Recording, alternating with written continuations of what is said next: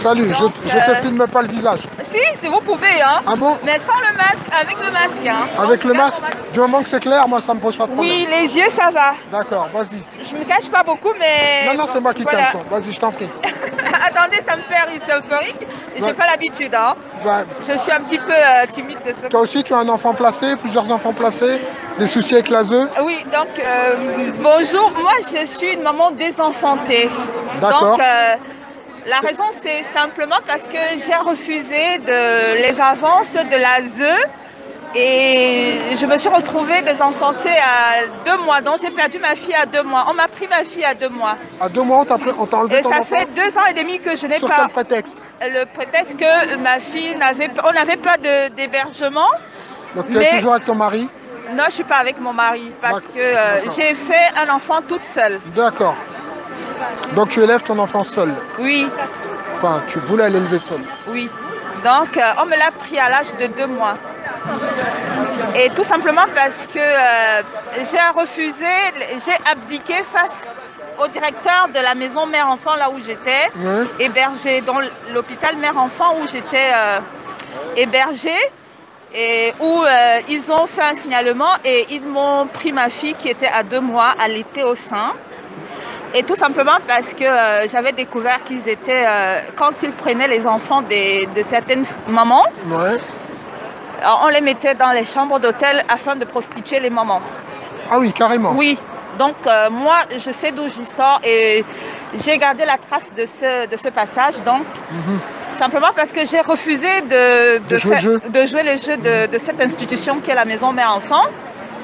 J'ai été punie de cela et on n'a pas pu m'octroyer la place que je demandais dans l'hébergement. Ton enfant a été retiré récemment? En 2018. 2018. Donc depuis 2018, je n'ai pas revu ma fille. Et la proposition qu'on m'avait faite, c'est si j'acceptais de faire plein de choses en faveur de cet hôpital, j'allais avoir le centre maternel. Mais comme je me suis révoltée, on m'a retiré ma fille. Et aujourd'hui, partout où je suis passée, même devant les juges, je n'ai pas revu ma fille en tant que maman. Donc, ce qui est sûr, c'est que je suis sûre et certaine. Je ne suis pas là pour dire qu'on a dit ou alors on raconte. Mais aujourd'hui, je suis une maman désenfantée, c'est-à-dire je n'ai pas pu allaiter ma fille. Ma fille n'a pas eu ce que je devais lui donner. Elle n'a pas été élevée avec toi, en fait. Avec moi. Et dans beaucoup de cas, il y a eu d'autres mamans, lorsqu'elles n'avaient pas la possibilité de se révéler, elles devenaient des prostituées dans les chambres d'hôtel. C'est grave, c'est ce que tu racontes, en fait. C'est pas grave. J'ai les preuves. Je connais l'hôpital mère-enfant, là où je suis sortie, là où... Et comment tu as fait ce genre de proposition? On m'a fait cette proposition et j'ai refusé. Je ne raconte pas parce que j'ai envie de me venger de l'ASE. Bien sûr. Je ne me venge de personne, je ne suis pas là sous une forme de vengeance.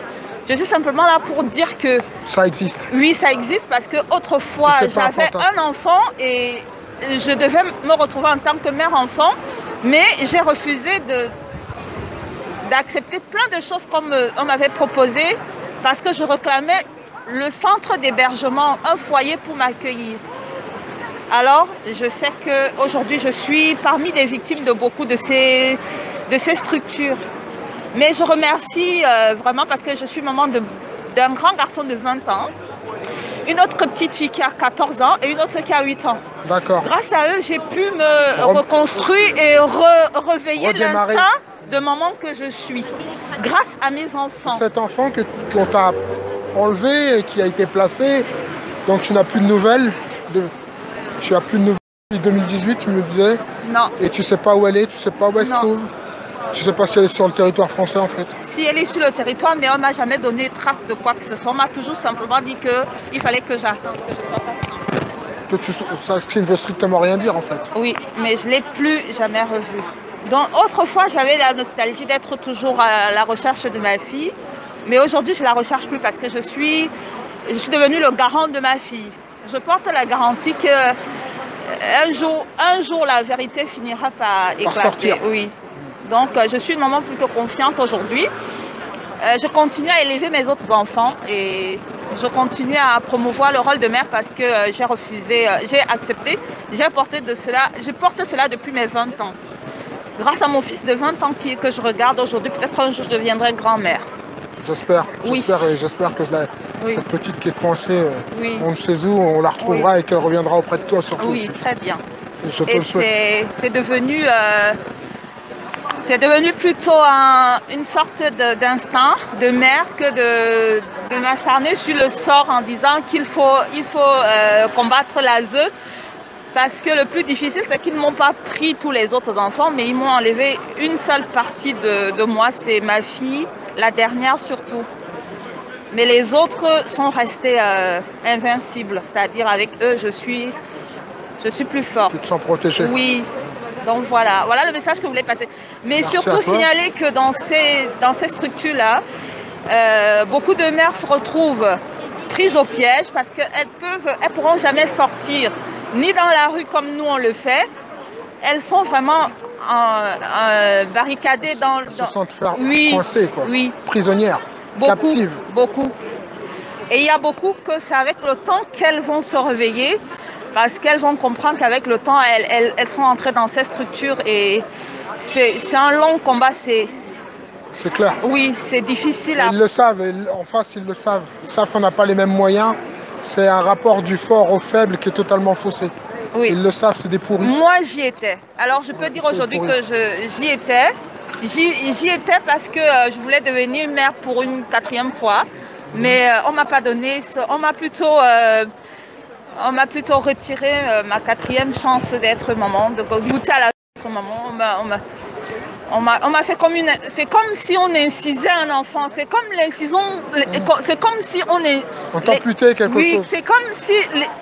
Si vous savez le combat des enfants incisés, des filles, les jeunes filles incisées qu'on se bat en Afrique pour abolir, c'est justement ce même combat. En fait, ils vous font des incisions comme si on vous amputait un bras. Et moi, on me l'a enlevé. Donc là, je suis devenue une mère désenfantée. Parce que je n'ai pas pu aller plus loin de ce que je voulais être. Voilà. Mais je n'ai pas de regrets.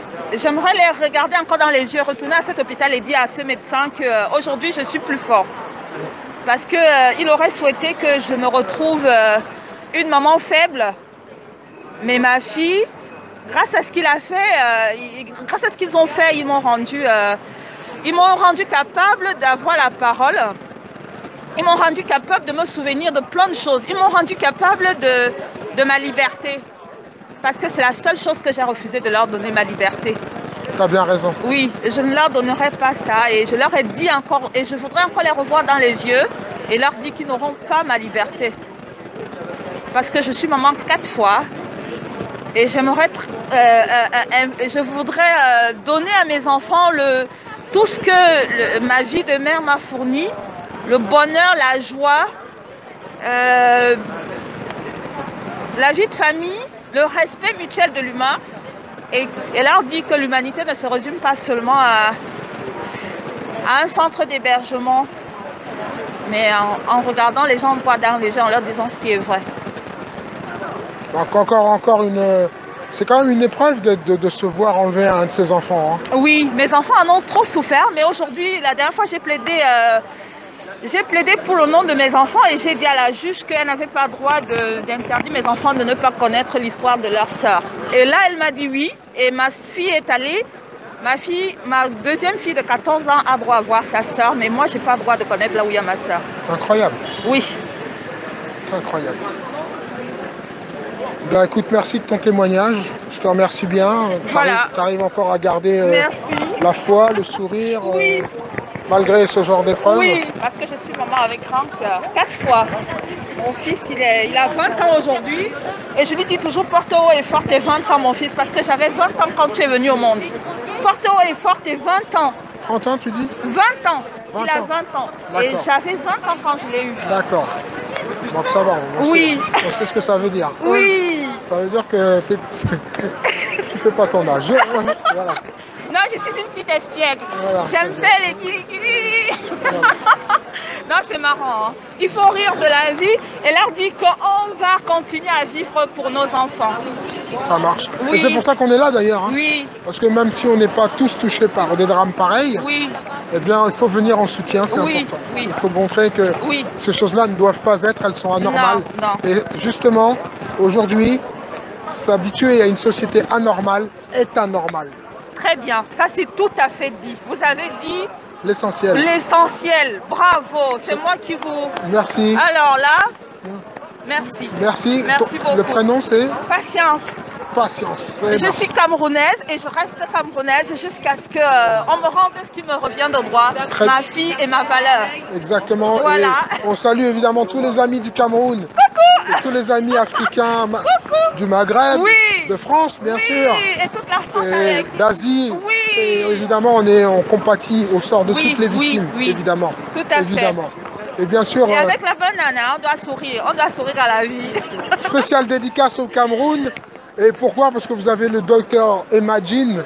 Yannick Noah. Non, je préfère Emmanuel Jean, moi, pour ma part, qui a dénoncé les impostures du Covid. Excellent docteur. Oui. On aimerait bien en avoir des comme ça en France. Oui. Mais on garde aussi notre Yannick Noah, le frère. C'est un petit peu parjuré, Yannick Noah. C'est un parjure pour moi, lui. Yannick Noah, il a bien profité de ce que l'élite lui a offert et lui a permis d'avoir. On est content pour lui. On est content pour lui, mais qu'il ne vienne pas faire la leçon aux autres alors. Ah non. Ça, c'est insupportable par contre. Bon, voilà. Écoutez, c'était la petite Camerounaise. Merci, beaucoup, patience patience. Et mère de sûreté. Oui. Voilà. Allez, au revoir. À bientôt, Patience. Merci à toi. Merci. Et embrasse tes enfants et que Dieu te garde, ma soeur. Oui, Dieu merci. Et que Dieu te garde. Pareil. Avec la Vierge, on a confiance. Voilà. Tiens-moi ça, tiens-moi ça, mon ami. Et je vais donner à la frangine un petit quelque chose quand même pour pas plus aller sur ma chaîne. Parce que c'est important. Merci. Ça, c'est... Il a moins d'entier que ça va. Salut, frérot. Merci. Tiens, tu pourras aller te voir sur ma chaîne. Avec Maximus Le Clément. Très bien. Il y a des choses, tu vas apprendre beaucoup de choses, tu vois. Très bien. Et tu verras, le docteur Jean, tu vas le connaître, c'est un médecin camerounais. Oui. Mais il faut que tu ailles dans des anciennes vidéos que j'ai fait. Tu verras. D'accord. Tu regardes, là, je te laisse découvrir. Très ok bien. Merci, Patience. On se fait la bise ou pas, Patience? Allez, une petite bise du Cameroun. Merci à toi. Merci beaucoup. Merci à toi. Force à toi. Voilà, super. Voilà.